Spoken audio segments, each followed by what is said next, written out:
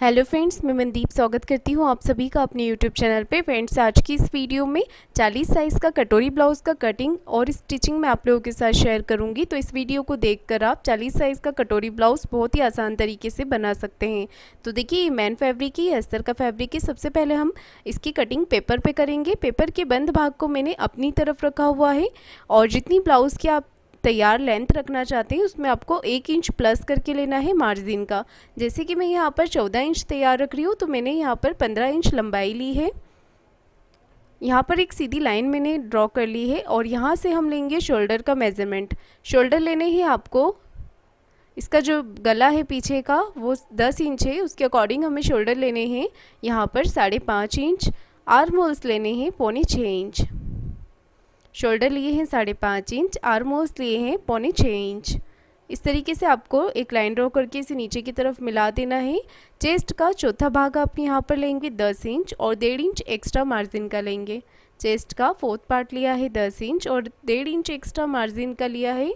अब देखिए आपको क्या करना है, जो मैं डीप नेक में आपको बताती हूँ, 1/2 इंच आपको इस तरफ करना है, 1/2 इंच बाहर की तरफ करना है आपको। ये हमें डीप नेक में करना होता है, ठीक है। बाहर की तरफ एक लाइन ड्रॉ कर दी। अब इस लाइन की यहाँ से आपको 1 इंच लेना है आर्म होल्स राउंड के लिए, शेप देने के लिए 1 इंच आपको इस तरीके से लेना है, इसे मिला देना है। अब अंदर वाली लाइन से लेंगे हम 1 इंच। पहले हमने बाहर की लाइन से 1 इंच लिया था, अब अंदर वाली लाइन से 1 इंच लेंगे। तो ये हो गया हमारा फ्रंट आर्मोस, ये हो गया बैक आर्मोस, ठीक है। तो मैंने पेपर को अपनी तरफ करा, उसके बाद अच्छे से गोलाई कर दी है। अब यहाँ पर लेंगे कमर का चौथा भाग। तो कमर है 32 इंच और उसका चौथा भाग होता है 8 इंच। 1.5 इंच एक्स्ट्रा मार्जिन का मैंने ले लिया है। इसके अलावा मैंने पेपर पे एक्स्ट्रा मार्जिन नहीं लिया है, वो आगे हम कपड़े पे बढ़ाएंगे। गले की जो चौड़ाई है वो मैं रख रही हूँ यहाँ पर 2.25 इंच। गले की लंबाई लेंगे हम 6.5 इंच। यहाँ से चौड़ाई लेंगे 2.5 इंच और एक बॉक्स बना लेंगे। इस तरीके से एक बॉक्स आपको बना लेना है और उसके अंदर अपना नेक ड्रॉ कर लेना है यहाँ पर। तो हल्के हाथों से यहाँ पर हम नेक की शेप दे देंगे, राउंड शेप हमने दे दिया है। बेल्ट के लिए मार्किंग करनी है, तो एक मार्किंग आपको 3.5 इंच पे करनी है और यहाँ से भी आपको 3.5 इंच ले लेना है। इसे आप सीधा मार्क कर लें। उसके बाद आपको बेल्ट की शेप दे देनी है। हल्के हाथों से 1/2 इंच ऊपर की तरफ आपको शेप दे देनी है। बेल्ट भी हो गया हमारा। अब आपको कटोरी के लिए मार्किंग करनी है। कटोरी लेनी है आपको 40 साइज़ में 6 इंच। ऊपर से यहाँ से लेंगे गले के यहाँ से 4.5 इंच। आर्म होल्स के यहाँ से, अंदर वाले आर्म होल्स के यहाँ से 2 इंच लेना है। ये हमने डॉट डॉट करके मिला दिया है। अब हमें इसे कटोरी का शेप दे देना है। इस तरीके से देखिए हमने यहाँ पर कटोरी का शेप दे दिया है। मार्किंग हमारी कंप्लीट हो गई है। अब आपको देखिए किस तरीके से कटिंग करना है। इस तरीके से आपको कटिंग करना है। इसमें हमारे आगे पीछे का दोनों ही पार्ट है, तो इसलिए मैंने यहाँ पर एक्स्ट्रा कुछ भी नहीं बढ़ाया हुआ है। हम इसे एक्स्ट्रा मार्जिन कपड़े पर ले लेंगे। तो आपको देखिए सबसे पहले बाहर के आर्म होल्स की तरफ से कटिंग करनी है। और फ्रेंड्स, अलग अलग साइज़ के भी कटोरी ब्लाउज़ मैंने अपलोड किए हुए हैं। 32, 34, 36, 38 का चैनल पर आप अपलोड हैं वीडियोस, आप चाहें तो देख सकते हैं। और यहाँ से हम बेल्ट कटिंग कर लेंगे।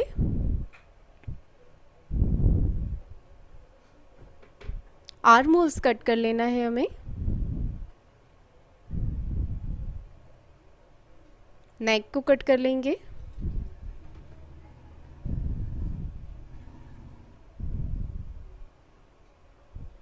कटोरी को कट कर लेना है हमें। यहाँ से कटोरी को 1/2 इंच ऊपर की तरफ करके हमें शेप दे देना है। अगर हम ये कट नहीं करते तो हमारा ये जो पार्ट है ये बाहर की तरफ निकलता है, बड़ा हो जाता है स्टिचिंग के समय। तो इतना आप 1/2 इंच ऊपर की तरफ कर लें। गले की चौड़ाई लेनी है 2.25 इंच। गले की लंबाई आप अपने हिसाब से कम या ज़्यादा रख सकते हैं। मैं यहाँ पर 10 इंच डीप रख रही हूँ इस नेक को और चौड़ाई में लूँगी 3 इंच।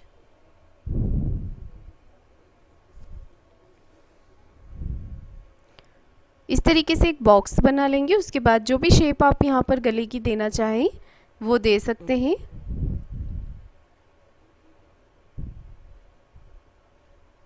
देखिए हमने यहाँ पर इसकी कटिंग भी कर ली है। अब हमें स्लीव्स कटिंग करनी है, तो यहाँ से 1.5 इंच मार्जिन का हम छोड़ देंगे, ऊपर से 1/2 इंच मार्जिन का हम छोड़ देंगे और फिर ये जो बचेगा हमारा आर्म होल्स हम इसे नाप लेंगे। तो देखिए यहाँ से इंच टेप को आपको रखना है और मेज़रमेंट लेना है। तो देखिए आ रहा है 8.5 इंच, हमारे आर्म होल्स आ रहे हैं 8.5 इंच, उसमें हमने आधा इंच प्लस कर दिया है। 9 इंच लेना है आपको आर्म होल्स। स्लीव्स की लंबाई में ले रही हूँ 5 इंच, आप अपने अकॉर्डिंग लीजिएगा। और देखिए यहाँ पर आपको जो आर्म होल्स हमने नापे थे बैक पार्ट के, वो यहाँ पर लेंगे हम और सीधी लाइन ऊपर की तरफ मिला लेंगे, एक बॉक्स बना लें। अब यहाँ से आपको डाउन करना है 2.5 इंच पर और एक तिरछी लाइन ड्रॉ कर लेनी है इस तरीके से। अब बिल्कुल हल्के हाथों से आपको स्लीव्स का शेप दे देना है। स्लीव्स राउंड ले लेना है 6.5 इंच। यहाँ से भी देखिए हम नाप लेंगे 9 इंच और इसके अलावा 1.5 इंच एक्स्ट्रा मार्जिन। जितना मार्जिन आपने ब्लाउज़ में लिया है उतना ही मार्जिन आपको स्लीव्स में भी लेना होता है। अब हम इसे कट कर लेंगे। गहराई इस पर नहीं देंगे पेपर पे, हम कपड़े पे गहराई कर देंगे। तो देखिए यहाँ पर स्लीव्स भी कटिंग हो गई है। अब हमें कटोरी को बड़ा करना है। तो ये जो पेपर में से निकलती है छोटी कटोरी है, हम ब्लाउज़ में अटैच नहीं कर सकते हैं, इसे हमें बढ़ाना होता है। तो इसके लिए हम एक्स्ट्रा पेपर लेंगे। आप चाहें तो इसे सीधे कपड़े के ऊपर भी बढ़ा सकते हैं। मैं यहाँ पर आपको पेपर पे बढ़ा कर दिखा रही हूँ, इसी तरीके से आप कपड़े पे भी बढ़ा कर ले सकते हैं। तो सबसे पहले हम इसे एक्स्ट्रा कपड़े के ऊपर एज इट इज़ मार्किंग कर लेंगे। ऐसी की ऐसी ही मार्किंग हमें यहाँ पर सबसे पहले कर लेनी है इस तरीके से। ठीक है, मार्किंग होने के बाद ये कटोरी, छोटी कटोरी हमारी किसी काम की नहीं है, ये वाली कटोरी हम ब्लाउज़ पर अटैच करेंगे। तो यहाँ से लिया है मैंने इसे बढ़ाने के लिए 1 इंच, इस तरफ से ले रही हूँ मैं 1.5 इंच, 1/2 इंच ऊपर की तरफ से लेंगे और इस तरीके से हल्के हाथों से नीचे की तरफ शेप दे देंगे। ऊपर से कम लेते हुए नीचे की तरफ ज़्यादा लेना है। 1/2 इंच गले की तरफ से लेंगे और इसे नीचे की तरफ मिला देंगे। अब इन दोनों पार्ट का बीच का भाग हमें निकालना है, सेंटर मार्किंग करनी है। इस तरीके से इंच टेप को फोल्ड करके रखें, नीचे की तरफ से 1.5 इंच ले लें। अब इस कॉर्नर को इस कॉर्नर से मिलाना है आपको, इस तरीके से शेप दे देना है। तो देखिए हमारी कटोरी बड़ी हो चुकी है। अब हम इसे कट कर लेंगे। तो इस तरीके से आपको इसे कट कर लेना है।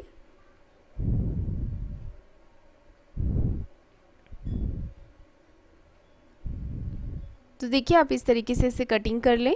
और फ्रेंड्स, ये वीडियोस मैं स्पेशली बिगनर्स के लिए बनाती हूँ ताकि स्टेप बाय स्टेप वो ब्लाउज़ की कटिंग आसानी से सीख सकें। तो आप चाहें तो इसी तरीके से इसे सीधे कपड़े पे भी कटिंग कर सकते हैं। मैंने इस सीधे कपड़े पे कटिंग के भी वीडियोस अपलोड किए हुए हैं चैनल पर, आप चाहें तो देख सकते हैं।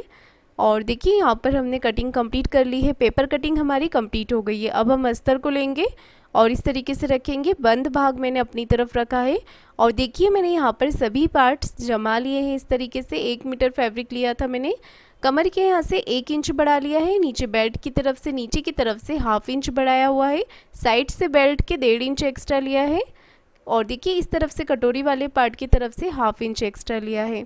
इसके अलावा स्लीव्स में कुछ भी एक्स्ट्रा नहीं लिया है, कटोरी में भी कुछ भी एक्स्ट्रा नहीं लिया है मैंने। तो मैंने आपको बता दिया है कहाँ से मैंने कितना एक्स्ट्रा मार्जिन लिया हुआ है। तो देखिए अब हम इसे कट कर लेंगे। देखिए इस तरीके से पहले मैंने चॉक से इसे ड्रॉ कर लिया, उसके बाद मैंने इसकी कटिंग कर ली। अब हमें यहाँ पर 1/2 इंच जितनी गहराई कर देनी है स्लीव्स पे।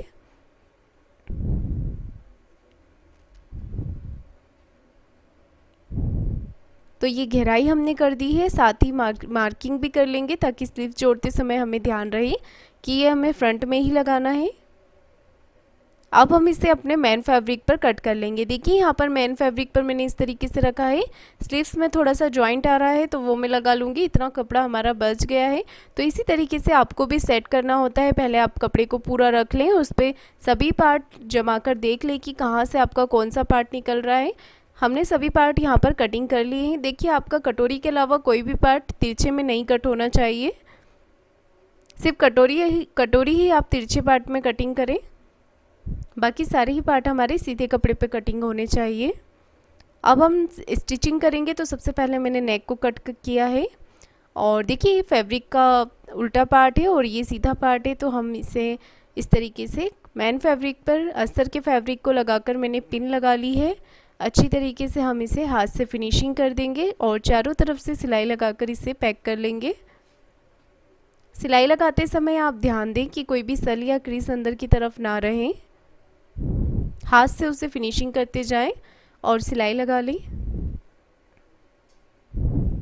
सिलाई लगाकर हमने कंप्लीट कर लिया है। अब आपको ये जो भी एक्स्ट्रा फैब्रिक दिख रहा है उसे कट कर लेना है और बैक पार्ट के सेंटर में मार्किंग कर लेनी है। प्लिट्स यहाँ पर बैक पार्ट में प्लिट्स डाल लेनी है आपको।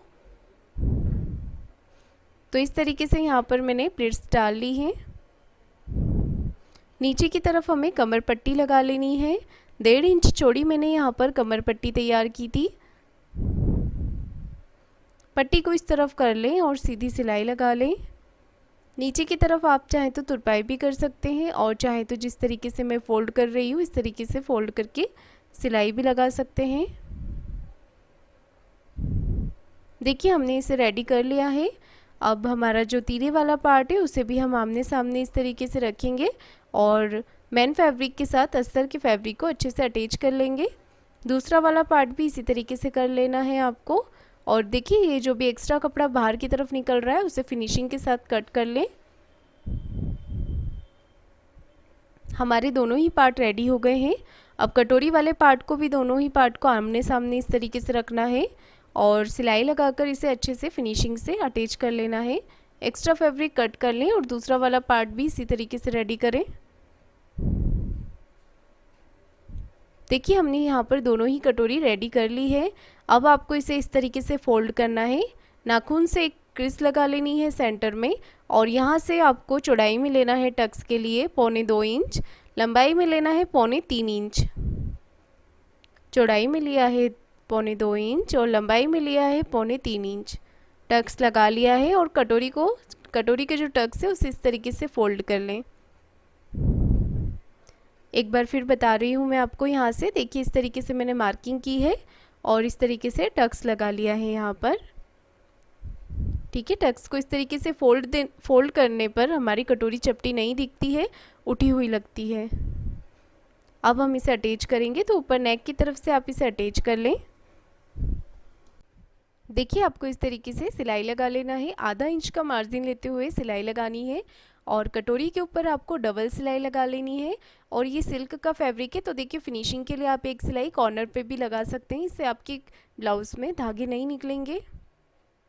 दूसरा वाला पार्ट भी आपको इसी तरीके से रेडी कर लेना है। अब देखिए बेल्ट को आपको सीधा रखना है और दोनों ही बेल्ट को आमने सामने इस तरीके से रख लें। बेल्ट वाला पार्ट मैंने सीधा रखा है क्योंकि नीचे की तरफ हम इसे सिलाई लगाकर पलट लेंगे।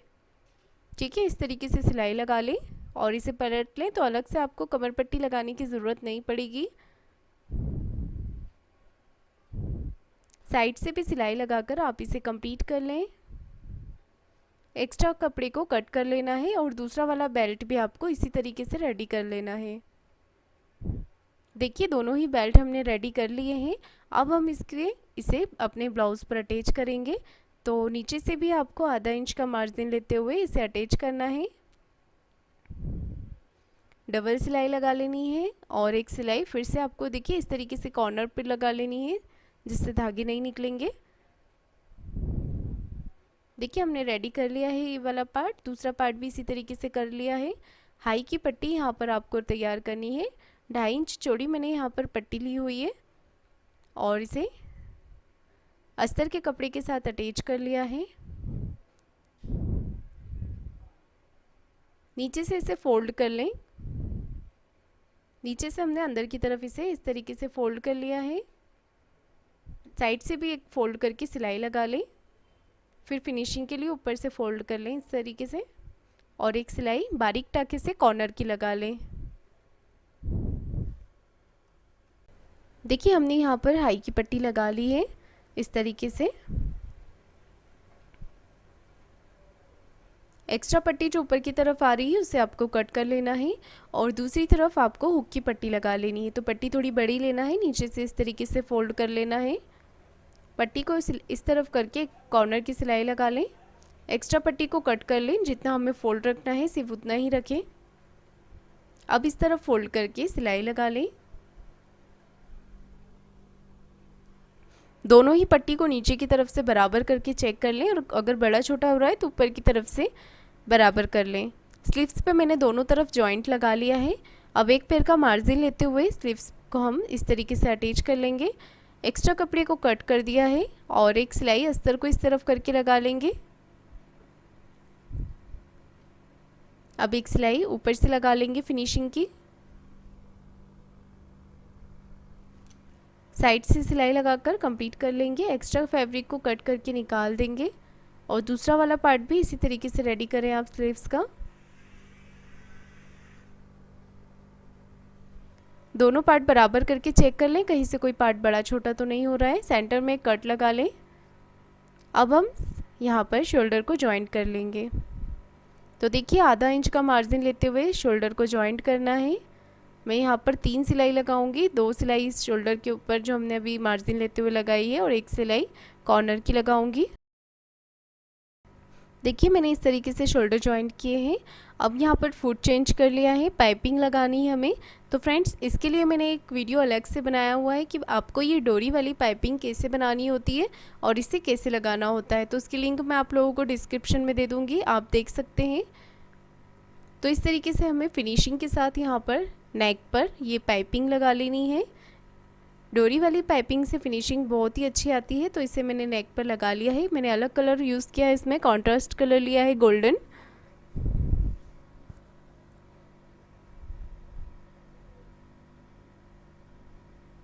तो देखिए यहाँ पर हमने पाइपिंग लगा ली है। एक्स्ट्रा पाइपिंग को निकाल कर कट कर देंगे और इसे अंदर की तरफ फोल्ड कर लेंगे।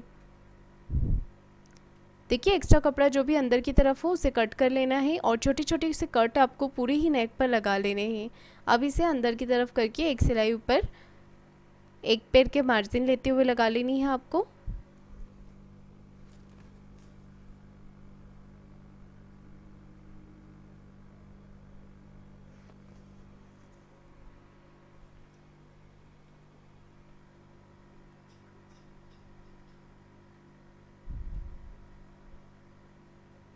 देखिए यहाँ पर नेक पे सिलाई लगाकर हमने कंप्लीट कर लिया है। तो नेक भी हमारा कंप्लीट हो गया है। अब मैं आपको साइड में फिटिंग लगाने के लिए एक तरीका बता रही हूँ जिसमें कि आपके आर्महोल्स ऊपर नीचे नहीं होंगे, तो ध्यान दीजिएगा। यहाँ पर आपको सबसे पहले बैक पार्ट का सेंटर मार्किंग करना है। इस तरीके से सेंटर मार्किंग हो गया है। अब आपको फ्रंट पार्ट को इसके ऊपर रखना है इस तरीके से और पिन लगा लेनी है। यहाँ पर 2 पिन आप लगा लें। पिन लगाने के बाद आपको नीचे की तरफ से बराबर करके एक कच्ची सिलाई लगा लेनी है। इस तरीके से एक्स्ट्रा कपड़े को कट कर देना है।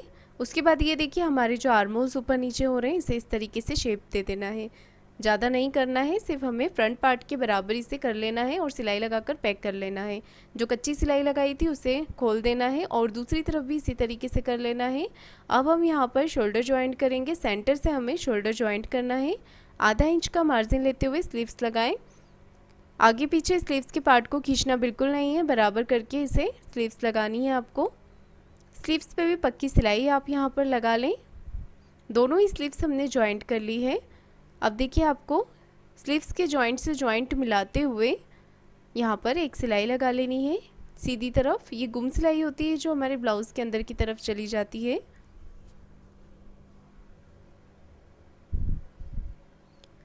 तो देखिए हमने मेन फिटिंग लगाने के लिए अपने ब्लाउज़ को उल्टा कर लिया है और एक सिलाई इस तरफ लगा लेंगे एक पैर का मार्जिन लेते हुए।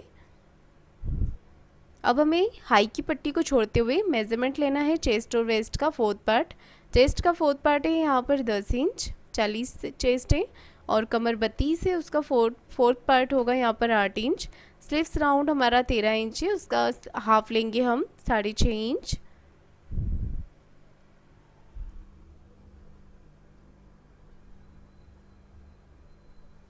तो देखिए हमने यहाँ पर फिटिंग की सिलाई के लिए मार्किंग कर ली है। अब हम सिलाई लगा लेंगे।